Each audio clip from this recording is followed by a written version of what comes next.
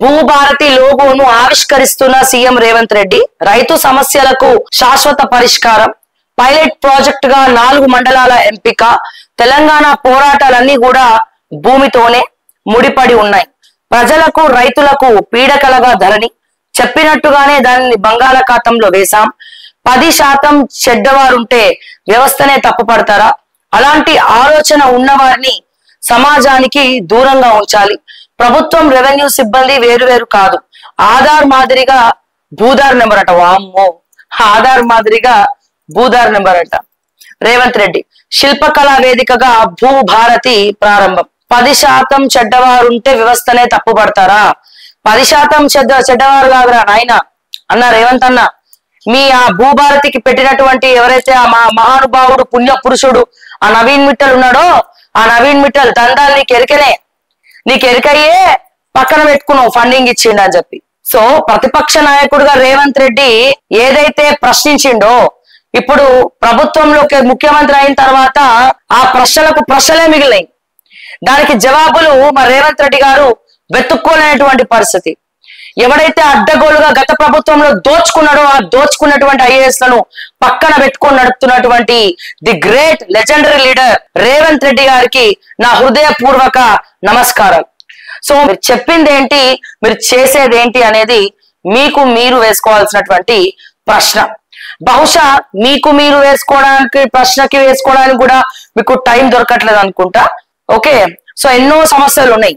ఒక పక్క మీ రెవెన్యూ శాఖ మంత్రి పొంగులేటి శ్రీనివాస్ రెడ్డి వెలుమల భూముల్ని పోయి కబ్జా పెట్టి వాళ్ళ అమ్మాయి పేరు మీద మరి ధరణిలో సవరణలు చేసుకొని, మీరు ఎవడెవడు ధరణి నడుపెట్టుకొని ఎవడెవరు సవరణలు చేసుకున్నారో, ఏ సవరణలు అయిన తర్వాత భూభారతిగా మార్చినారో, ఎందుకు 1.5 సంవత్సరం అయిందో అందరికి కూడా ఎరకనే. ముఖ్యంగా మీ రెవెన్యూ శాఖ మంత్రిని అడగండి, వెలిమెల భూముల్లో మరి మీకు కూడా షేర్ ఇచ్చిండో లేదో.